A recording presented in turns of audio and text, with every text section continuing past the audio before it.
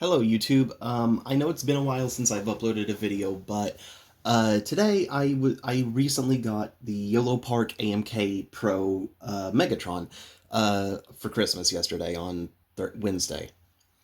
And today I'm going to be reviewing him, and I am quite happy. It's been a minute since I've done a figure review of any kind, but I'm back with a good excuse to do one.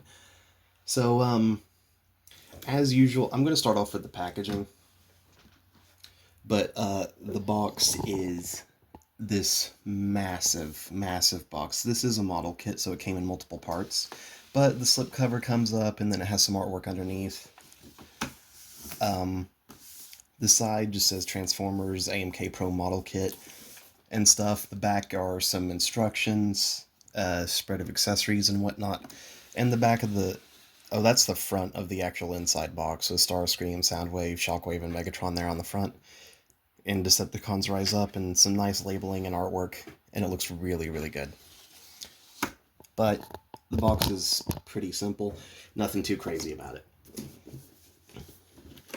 I'm going to sit this off to the side over here. And we're going to take a look at Megatron's accessories first. Well, second, really. So one of the things that I think is pretty cool, that I didn't know about this before getting him.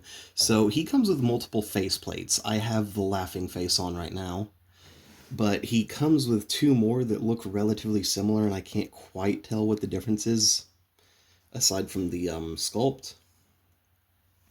But he includes a normal stern-looking face, which is this one, and this one has like a bit more of a chin and some more cheek pronunciation.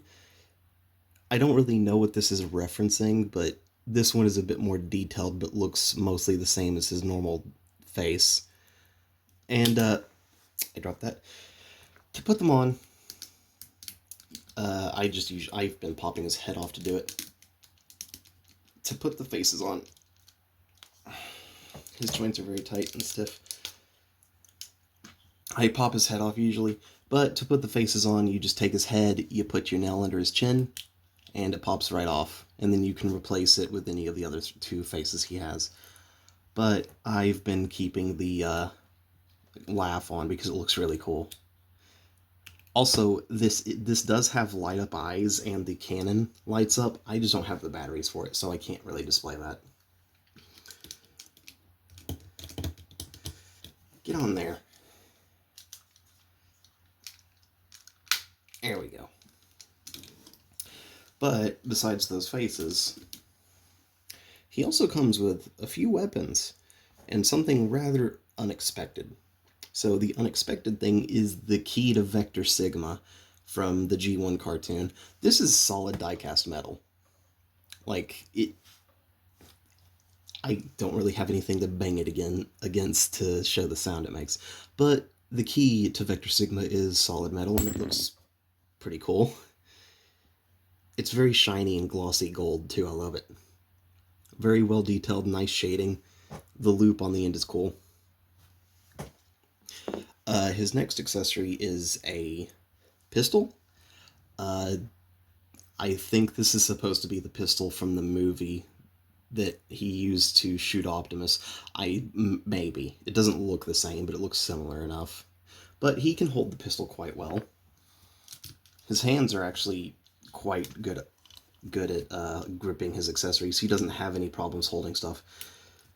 But to put it in his hand, you just open the fingers a little bit, slot it down. Need to make sure his trigger finger is up forward a bit more.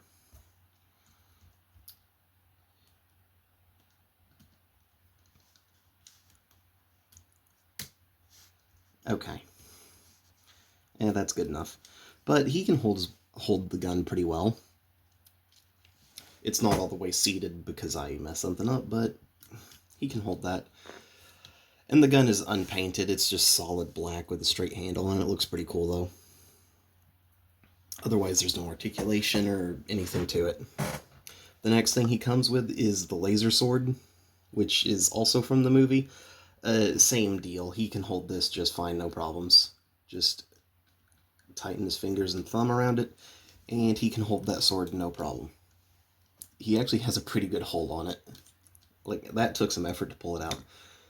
But the sword looks cool. It's just purple and pink, and it's molded and sculpted very nicely. The handle is thin, so it sits in his fingers really, really well. And it's not too flimsy. This might break if too much pressure is applied, but I'm not too worried about that. The next thing is he comes with a damaged chest piece. So all the cracks and crevices in that. This is also a reference to the film, I believe.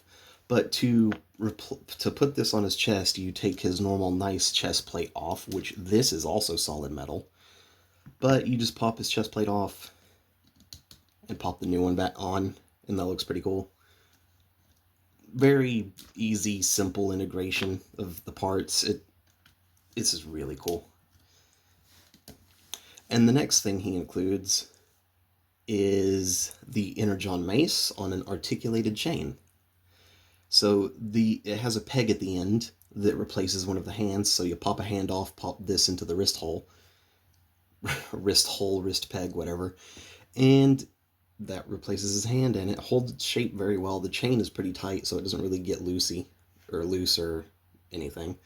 And the ball can pop off for some reason, I guess to avoid breaking, but the ball can pop off, and the chain can go any which way you need it to. It's very well posed, very articulated. But again, you can pop off either hand. I'm just using the left hand because this cannon's not in the way of that. But you just pop a hand off, pop that on, and now he has his melee weapon. And it looks really cool too on him. It's very, very nice, and it's a very beautiful translucent purple. But there's not a ton of detail to it, aside from the chain looking like actual chain links. But in terms of accessories, I think that covers it, unless you want to count his ion cannon, or fusion cannon, which that's more of a part of his body than an accessory. But Megatron himself looks amazing. The weathering, the paint, the sculpt is insane. The shading, especially on his chest and shoulders, it looks beautiful. This is a genuinely gorgeous looking figure.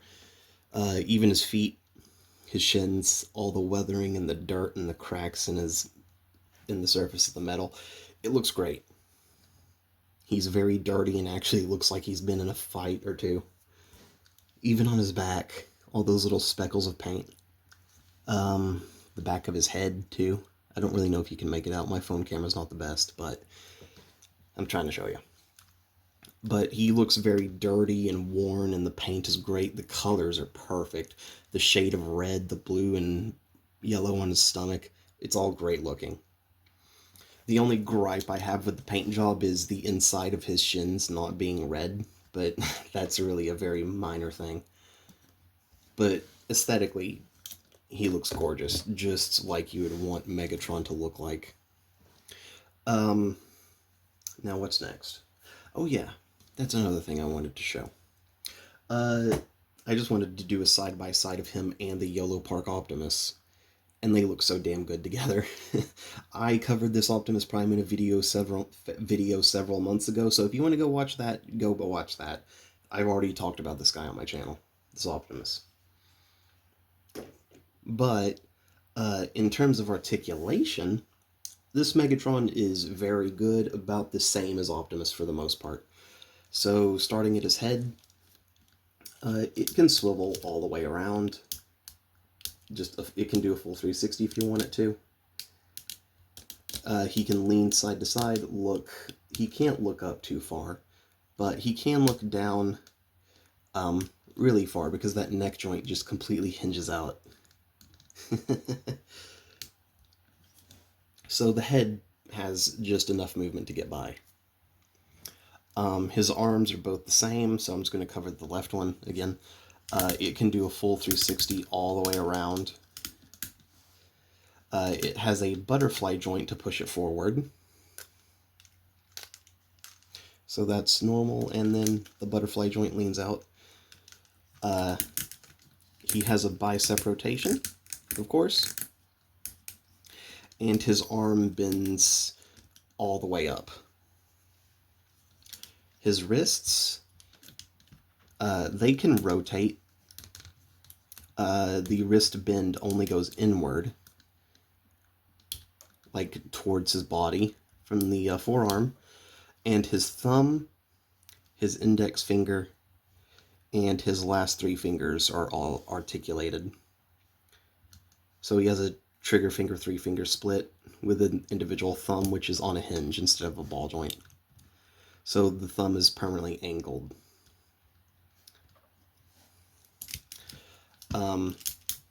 His fusion cannon does have a light up feature. Again, I don't have the batteries, but the button on top is to turn the batteries on, I guess.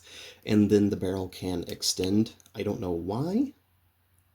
It wasn't very clear in the instructions why the barrel extends, but it does. Now, in terms of his upper body, he can lean side to side decently well.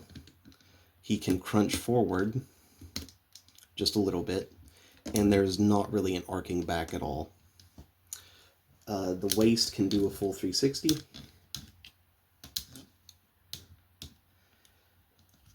And the hip skirts, the sides and the front are all 4 separate panels. So the side skirts can move up on each side, and the front can go up on each side to allow for more leg movement. He has a thigh rotation. He can kick forward pretty much straight out. He can't really kick back much at all. And his legs do go all the way out to the side. He has a double jointed knee, so the knee goes pretty much all the way up. And his feet, they can pivot in and out just a little bit. They can lean forward decently well, but they can't really go back. And he has a toe pivot, or a toe bend as well. Now, in terms of the die-cast parts on this figure, that consists of the center of the feet and the toes, so this panel in the middle and the toes, the entire front waist piece and the side skirts, I believe, and his chest. But he's not entirely made of metal or anything, but there's just enough in here to give it a good weight. And he looks great. He's fun to handle. Everything is tight and works perfectly. And he's just a good-ass Megatron. Oh, and to turn the magnets on in his head and cannon, or the lights on, I mean, there is a magnet in the end of this gun barrel right there. But you just pop this off, tap it to his head and the gun and his cannon, and the lights will turn on. I don't have batteries, so I can't really showcase that, but that's an option. But this Megatron's great. I have no real issues with it, and he's a wonderful Christmas gift from my mother. And Mom, if you're going to be watching this, I love you. Thank you for this. This is badass, and I'm very, very happy with it. Thank you. Now, don't forget to like and subscribe, and leave a comment if you enjoyed the video. Bye-bye.